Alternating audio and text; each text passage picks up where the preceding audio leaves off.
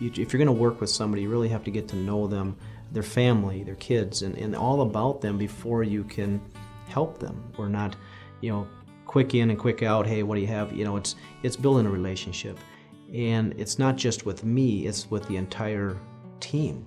There are a couple key reasons why people do come to us. Number one is our investment portfolios are risk managed. That's extremely important when you become a pre-retiree or a retiree, because you've worked all of your life to accumulate these funds. And you get to the point in your life where you no longer have money coming in the form of a salary. So your investments have to stand on their own 2 feet. They have to work for you. Even though you don't have a large financial nest egg, it's important to still come in and see a financial planner just to look at your options for Social Security. If Social Security is your only income going into retirement, make the right decision. Sit down with somebody who can show you some of these options, because many times it's a result in tens of thousands or hundreds of thousands of dollars in different filing situations.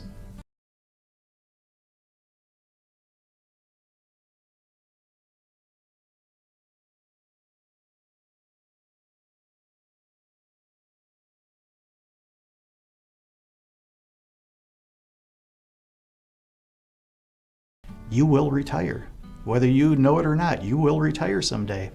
And it's just good to know how much money you have available to you, how much money you can spend on a monthly basis for the rest of your life. Sometimes it's good news, sometimes it isn't, but it's just the idea that clarifying things is extremely important. Because one of the number one frustrations we hear from retirees or pre-retirees is they don't know how their money works for them. So we sit down and try to show them how investment portfolios work, how strategic drawdowns from portfolios work, health insurance, and so on.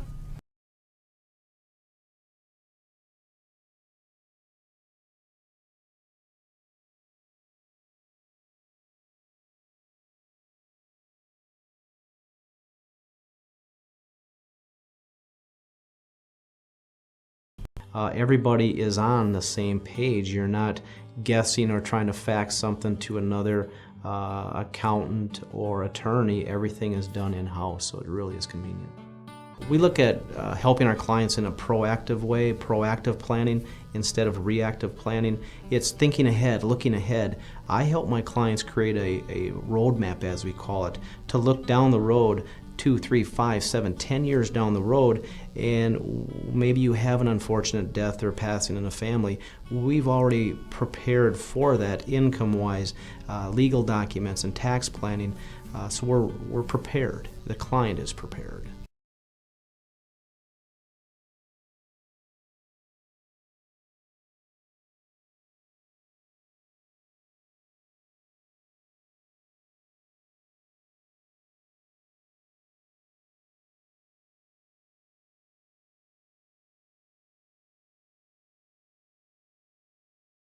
There are a lot of different options for people filing for Social Security.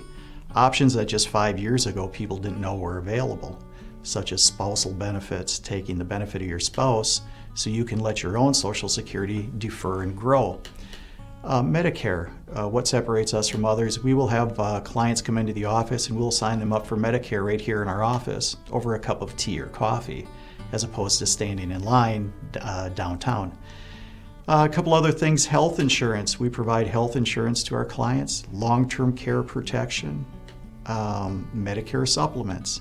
We also provide an estate planning attorney right here in our office, as well as a CPA. All of those things come together to create a complete retirement planning company. So it's all under one roof. It helps our clients in that they don't have to go all over town. And the other thing it does is it allows us to sit down and work with the attorney and the CPA on behalf of our clients at any particular time, any day. And we don't talk over people's heads. I get that a lot. People say, you're easy to understand. You don't talk over our heads. You talk to us. And we build a foundation. We educate our clients. We're big on educating our clients. We start with a foundation and continue to build and grow and educate them as we go along so they understand everything. And that's the important part.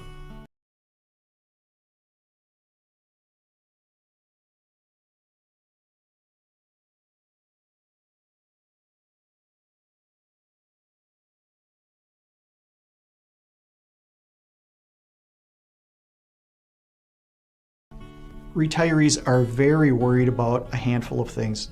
Number one is, will I have enough money to live for the rest of my life? Number two, how do I deal with the loss of a spouse? And number three, how do I take care of health care?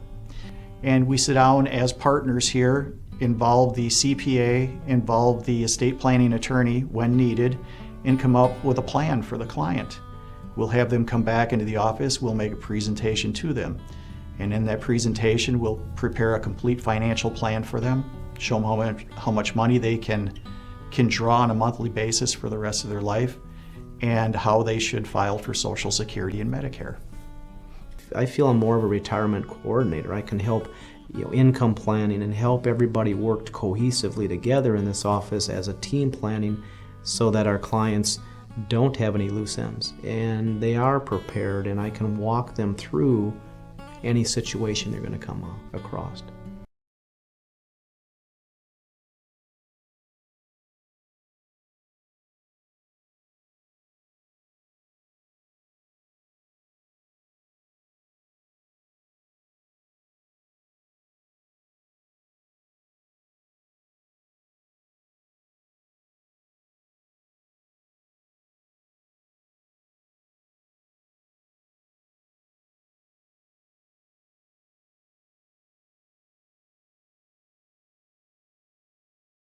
The most important thing really in coming to our firm and us dealing with clients is that we risk manage portfolios and retirement income strategies. Again, you have worked all your life for this income. You have to make sure it's protected to the best of your ability or the advisor's ability. That separates us from a lot of other companies, is just risk managing portfolios.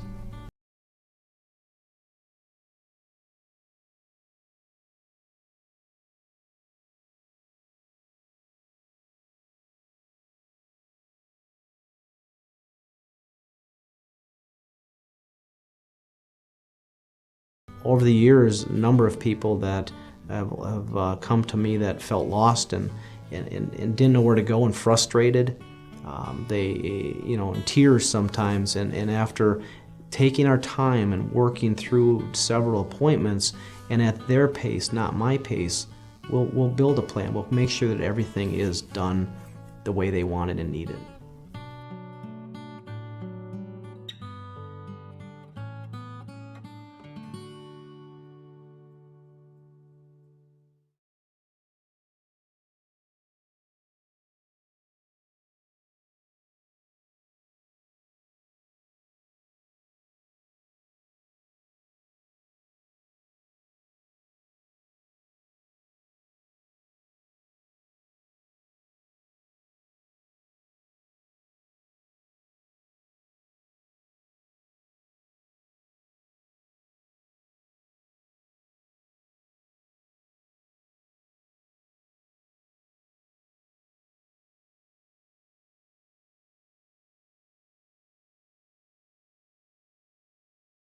Well, summertime can mean months of family fun time, but that can also get pretty expensive. Money expert Kevin Klug with Secure Retirement Solutions is here this morning with tips on how we can all cool our summer spending. Good morning. Good morning, Rachel. How are you doing? I'm good. How are you doing? Very good, thank you. It's been a busy summer for you? Yes, it has. A lot of spending? Yes, Why, yes. why do we spend so much during the summer? Well, spending money and being active and being outside is a good thing, but it really comes down to fun, convenience, and opportunity. You're driving home from the water park after a long day. You stop to grab a bite to eat. Or ice cream. Or ice cream. You're out and about, and you've got blockbuster movies being released by Hollywood to grab your attention. So all this extra spending, you send your kids to summer camp, all that stuff adds up, and we tend to spend more money. Yeah, I feel like I'm trying to jam pack the whole summer for my kids so that they're doing stuff, and that adds up. So Kevin's got some great ideas on how we can cool off our summer spending, starting with packing your meals. Yeah, start with packing a lunch. Whether you're going out to eat with a coworker or you're grabbing dinner with your family, $8 for a side plus tips, and $15 per meal for family member plus tips. It can really add up. So what I recommend is pack a lunch for about $4 a day. You can pack your lunch, and that's going to take the heat off your summer budget and help you save about $100 a month. It makes a big difference. Pack a picnic lunch Yeah, and take it to the park with your kids or exactly. something. You say shop with a list. You mean when you're going to the grocery store? Yeah, if you've ever impulse shopped, you're out buying something. Yeah, I think we've all done that.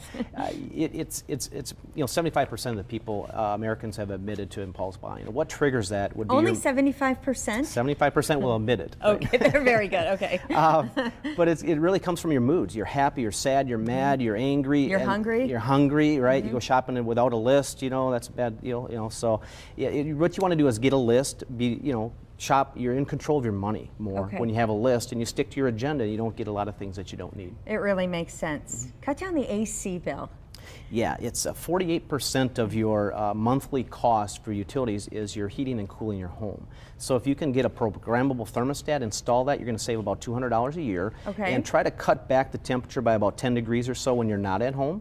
And then when you are at home, if you can handle it, jump it up to about 78 degrees. If you can stay cool and that's comfortable, you're going to save a lot of money in your utility bill. Okay, yeah, ours is like we have to bundle up in blankets right now. I know Yeah, that's not good you're for the right, budget, right. but it feels It's good. comfortable. Yes, and choose a vacation wisely. Yeah, it's important. 68% of us are going to take some type of vacation this summer. And I talked about it a little last time I was here, but it's important to, go and travel during off-peak times. Right now, it's the end of August through September. That's the off-peak time.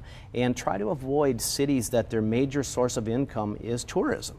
And what you want to do is when you find that final destination, you want to go online and pick something maybe with a kitchenette, save on meals. Okay. Also, we talked last time about renting homes or vacation homes for entire weeks or months, and that you can save a lot of And money. then, you're cooking your own meals, Yeah, too. exactly, yeah. Road trip instead of airfare, maybe? Yes, driving, yes. It's always good. Yep. And, you see out at the stores right now, big summer sales. Is now a good time to save when you're... Anytime you have a change of season, you're going from spring to summer, you can really get some good deals on clearance sales and stuff like that, back to school, things like that. So it's important to have a list so you don't impulse buy, but check your budget. Make sure you have enough or you've got that budget, and you can find some good deals by shopping around out there. You mentioned back to school. They are already out of the stores. The supplies are there. Oh, yeah. They don't waste any time. It's crazy. Yeah. And again, we have your website, Yes. srsplans.com, linked on our Yep. website, fox11online.com. Click on Good Day Wisconsin. You got a lot of good budgeting worksheets. A lot of there, too, right? calculators on there, things you can budget and plan trips, how much you're going to spend, and it helps you stay within your budget. Awesome. Kevin, thank you so much. Thank you, Rachel.